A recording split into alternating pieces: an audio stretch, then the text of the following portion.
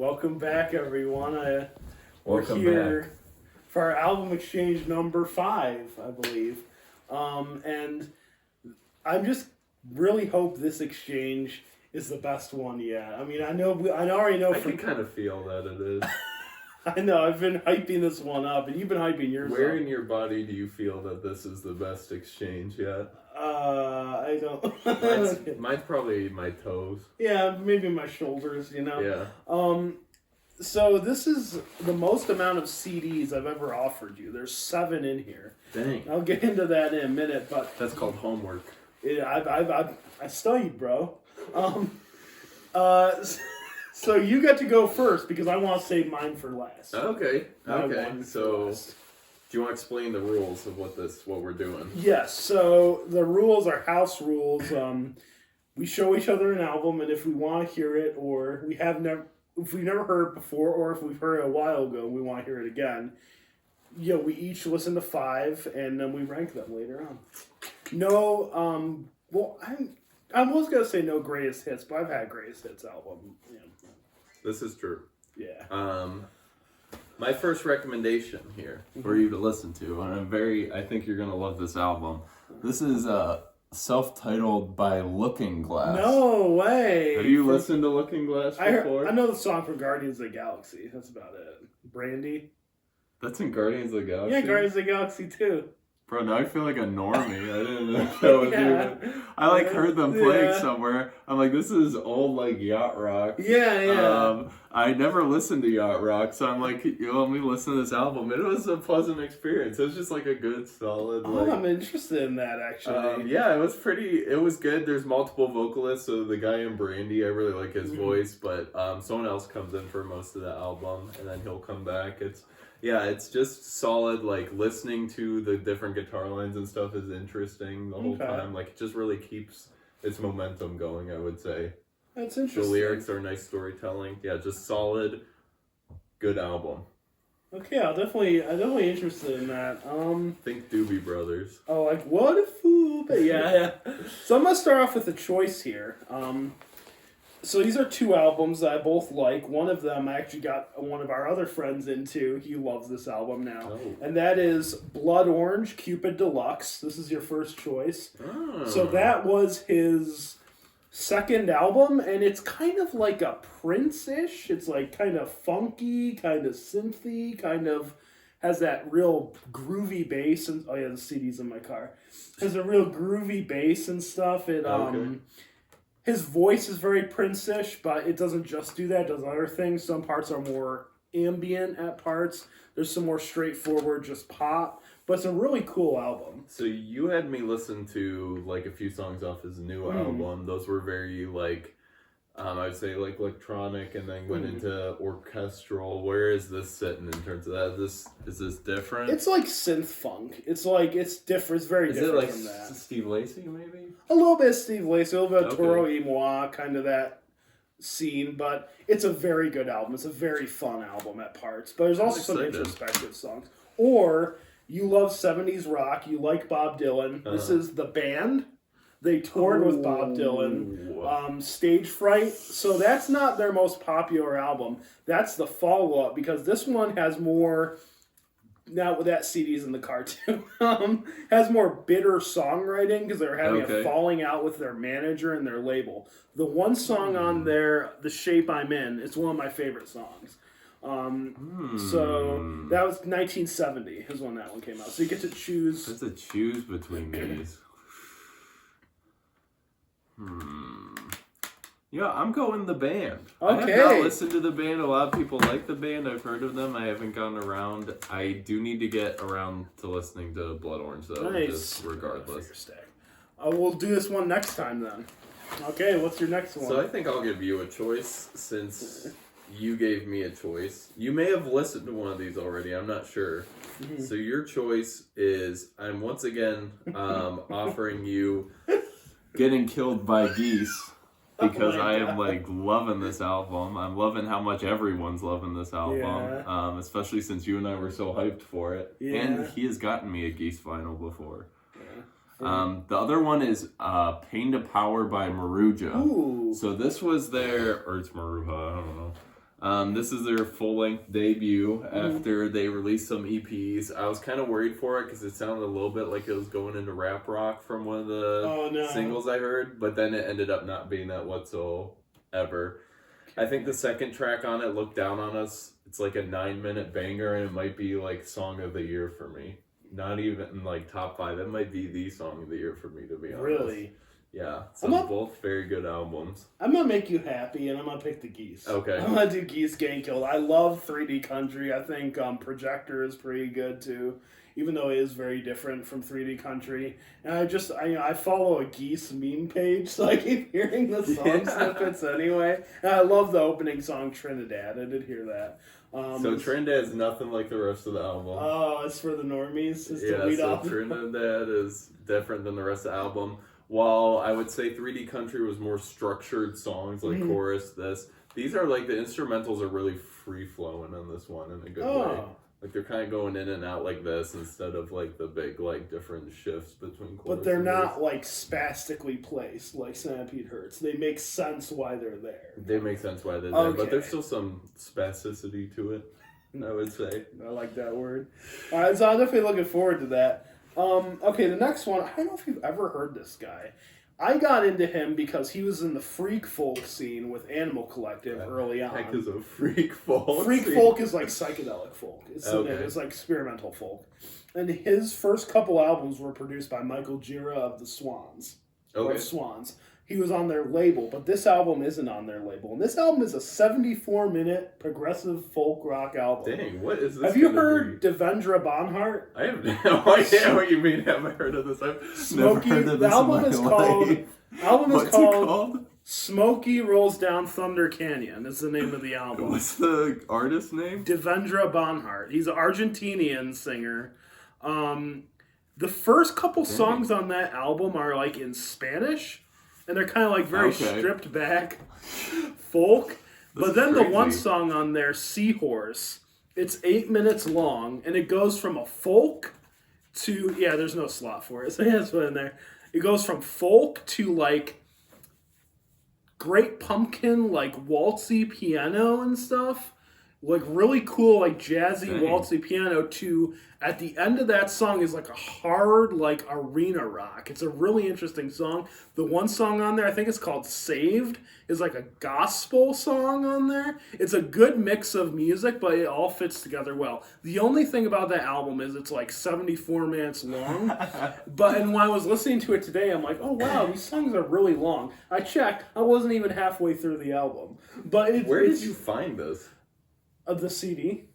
Like I said, I would look up bands that were artists who were similar to Animal Collective, and his early stuff was kind of, like I say, the same experimental. I'm excited for this. Actually, I think you're gonna love that one. It's very unique. And it's rare that's something I never even crossed my. You're not even in the same. No one's even put that on my desk before. Bro. Next one I'm going here. Before I give you some 2 heavy hitters, this is going to be another. I'm giving you a lot of quick listens. Nice. This time. This one I just really don't want to mispronounce stuff, but I'm going to. Mm-hmm. It wouldn't be a album exchange without a foreign album. So we're going to do Seashells by Masayoshi Takanaka. This is I have no idea what that is. This is a Japanese artist that is known for his guitar playing. Ooh. So this is mostly instrumental album.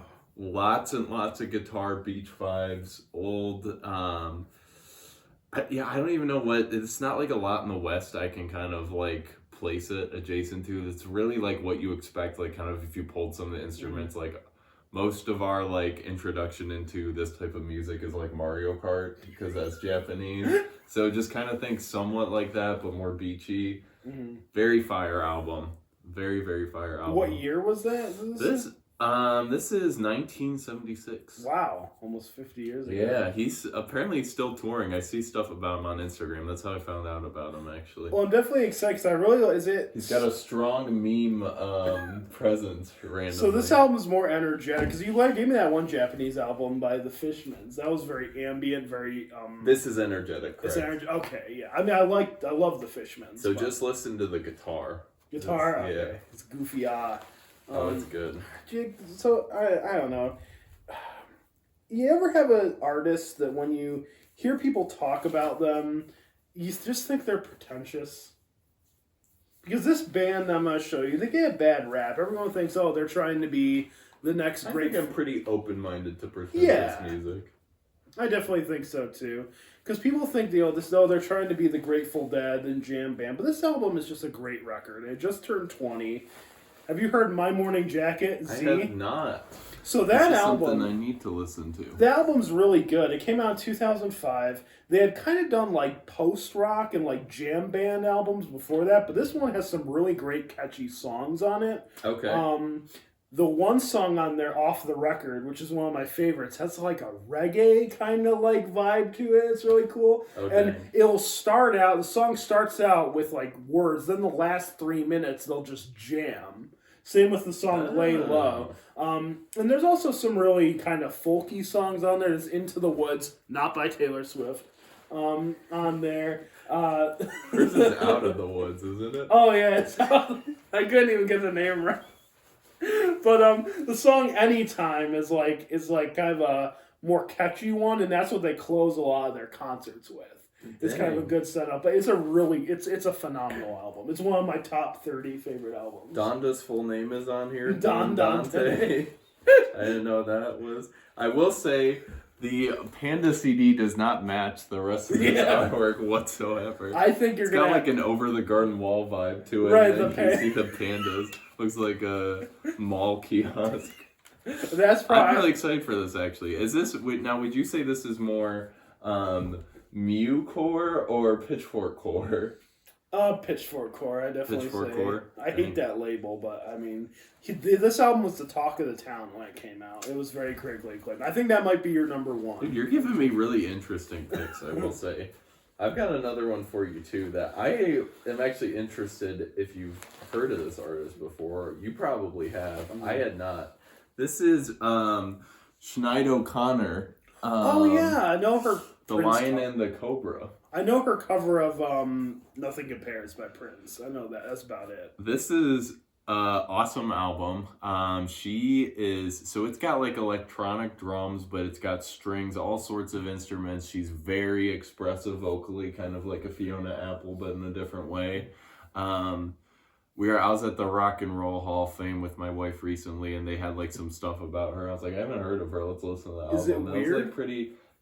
It's experimental at times, nice. But in a good way. It's like I just don't think she's kind of made it to this generation for how good this album is. Yeah, rest in peace too to her. Yeah. Oh, did she? She passed away. Yeah. But yeah, it's very good album. I'm excited because I like delving into different stuff. So yeah. All right, the final choice, Jake. We listened to him in the car. I have two. I've been a madman collecting these Paul McCartney archive CDs. I've gotten that bug once again, so I have two here. Oh dang! So these are two albums. This one, it might be my favorite solo Beatles album ever. The Great Venus and Mars. Oh dang! That one is after Band on the Run. It's when they're a full band. It's not just Linda, Paul, and Denny Lane. They have Jimmy McCulloch, who's an awesome guitarist. Joe English, who's a really good drummer. Yeah, it's just a really solid rock album. It starts out with Venus and Mars, then it goes into Rock Show, which is like a fun track. Has some like, almost, you know how on the White Album he did like that vaudeville song on there? That's You Gave Me the Answer. Okay. Letting Go, which we listened to, is awesome. Magneto and Titanium Man. They're both kind of like blue. I know the name is kind of, they're kind of like bluesy almost. But my favorite song on there is Listen to What the Man Said. It sounds like new wave almost, like with how bouncy it is. It's as saxophone on it is amazing. It's the only thing about the album is that it kind of ends not great. It has like a 1 minute instrumental, which kind of defeats farts out at the end. Yeah, or there's this album you can choose. This is his first album after he redid the John songs on Anthology. It's called Flaming Pie. That album he did produced by Jeff Lynne. Ooh. And I know you're an ELO fans, that's why I thought of you. And it has Steve Miller of the Steve Miller Band plays guitar and vocals on some Calico Skies on that album is a tearjerker because he wrote it for Linda while she was dying. We knew that she was dying. It's a beautiful song. The album is very fun. The lyrics are really good. The track Flaming Pie is great. It's just a great album. So either one of those you can choose. I think I'm gonna have to go Flaming Pie. I feel like this is gonna be I feel like Venus and Mars is gonna be like a solid rock album, like just a above average by a good margin rock album. But I feel like this one, your description is giving me more artistic qualities. That, like more emotional qualities. I feel like I'm not going to get much emotion from this one. Right. So I'm kind of interested we'll save this one for another time. In the Fartin' Pie. Fartin' Pie. All right, what's your other choice? Is this your other choice? Or? What was that? Did you have another choice or no? No, okay. I just have one last one. The one I've been waiting the most to give you because it's the most fascinating album that I've heard in a while. So think how that Gustavo Cerati album I gave you was super diverse. This is a different way, different era and everything. This is Primal Scream, Screamadelia. I always wanted to listen to this album. This album has everything from like gospel to orchestra to rock to dance. Some of these songs are just super long instrumentals that are just like electronic, but then you'll go into like a full like choir with an orchestra after a rock song. It goes all over the place. This is definitely the one influence for Gorillaz. Like I straight up think Gorillaz copied some of this to like production wise. Some of these songs, it's like shocking because like when I think even the vocals and the ad libs. Like, when I think of Gorillaz, I think of a, like, holistically new thing, but it's just because I hadn't listened to Primal Scream, which would have been, like, a contemporary of Blur and, like, Oasis, like, that whole kind of group. Britpop. Yeah. Yeah, I'm interested in that. Yeah, I've heard them mentioned a lot because, they're in the same scene as you said, and Spiritualized, who I really like. He's friends with Jason Pierce. I know the name. Who's the leader of that band. But I'm really interested in that one. All right. Last one. For me? What you cooking up? What Flaming Pie are you cooking up in there? Well, Jake. Merriweather Post Pavilion. It's time. Dang. It's time I stop screwing around. Give me the main these other albums of theirs. This album. What is this package? It's like an envelope. So here, I'll show you. I'll break it. See this flap here? Yeah. It opens like that. I figured. I just didn't want to rip it like a cereal box. This album is atmospheric. It's not abrasive. Dang. It's lush. It's not spastic. The sound effects on this album match the songs. There is maybe one part in the opener in the Flowers where there's this big drop that kind of comes out of nowhere, but it's not like, it fits the rest, it fits the not emotion of the song, but it fits the vibe of the song. It's really cool because Avi Terra and Panda Bear trade off vocals throughout, and you definitely get the Person Pitch. You know how Person Pitch had those washed out instrumentals? Okay. Those are here, but they're better produced than on Person Pitch. Better produced than Person Pitch. Yeah. I thought that one was well produced. I guess it fits the vibe more. Like, you know how sometimes things would stick out like a sore thumb on the album? My favorite song on there is the last song, Brother Sport. It's like this 6-minute psychedelic, they're kind of singing back and forth, and it goes in this crazy dance beat, but it fits the vibe. It's not random, like on Centipede Hurts. And there's some really cool samples of different African instruments on the song Lion in a Coma. There's like this mouth harp that goes throughout it. Oh, dang. It's an amazing album. It's like 54 minutes, but it's 11 tracks. It's time you hear this album. I've been teasing. So you have shown me part of this album, like, years ago maybe at this point.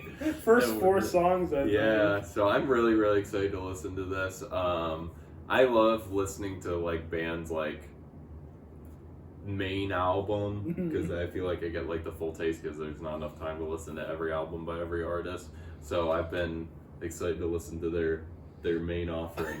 Especially since I haven't heard this or what's the Strawberry Jam? Yeah, Strawberry Jam. I haven't heard like their two main albums. I've heard like the Deep Cut.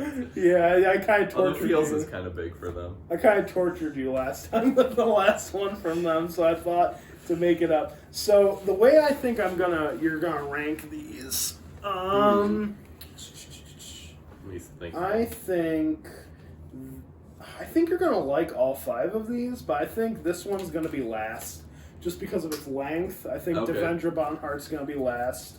I think the band are going to be 4th. I think you're going to like it, but it's not going to blow you away. I think this is going to be 3rd, Paul McCartney, Flaming Pie. Okay. I think Merryweather is going to be 2nd, because I think you're finally going to get into them. And I think, because you like The National and other bands that kind of have inspiration of older songwriters and that vibe, I think My Morning Jacket is going to be number 1. I think they're going to be the new band for you that you get into. Oh, dude, I'm excited.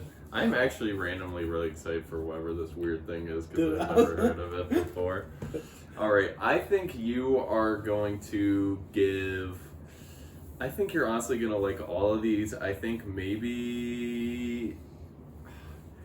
I feel like Screamadelia can go either way. You're either going to love it or not like the super long tracks. So I'm going to go Masayoshi Takanaka at number 5, then Screamadelia, maybe. No, then Looking Glass, then Screamadelia, then Sinead O'Connor, if I'm saying her name right, and then you're going to love the Geese. I love me some Geese. It's impossible not to love a Geese. Love me some Geese. Hey, did you listen to it on your honeymoon? I listened to Screamadelia on my honeymoon, too. And Geese, yeah. No, that's where the quote came from, not for the normies. Not for the normies. All right, well, we'll be back in a little bit to rank and review these. Oh, yeah. Yep.